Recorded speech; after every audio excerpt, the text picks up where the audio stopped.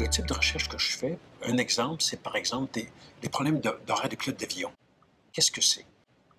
Dans ces problèmes-là, il y a tellement de possibilités, il y a des millions, de milliards de possibilités.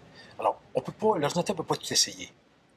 Il faut faire des modèles mathématiques, des variables, des contraintes. Et même là, le nombre de variables est très, très grand, des millions de variables. Et le nombre de contraintes, pour vous dire ça, c'est un pouce d'épais.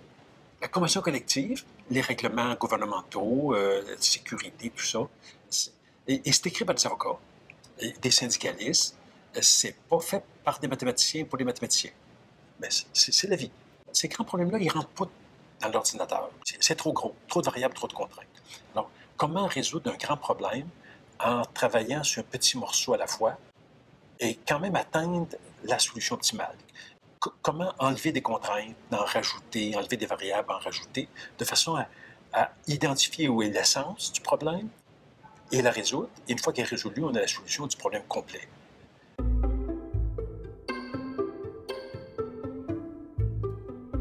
Cette notion-là de traiter les grands problèmes en travaillant sur une sous-partie du problème, ça avait déjà été évoqué par d'autres. Ça a été resté pas mal au niveau théorique. Ça ne fonctionnait pas très bien. Donc, la contribution principale, c'est de l'avoir fait fonctionner, pas d'avoir ajouté beaucoup de choses de faire fonctionner.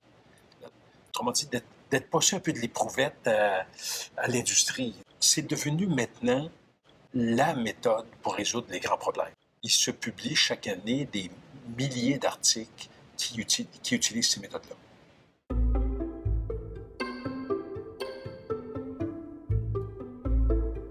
J'avais jamais pensé devenir entrepreneur. Ce qui m'a poussé à devenir entrepreneur, c'est d'abord ce qu'on développe, je voulais que ça serve, et deuxièmement, obtenir parmi ceux chez qui ça sert du financement et aussi des étudiants qu'on a formés pour qu'il y ait des jobs.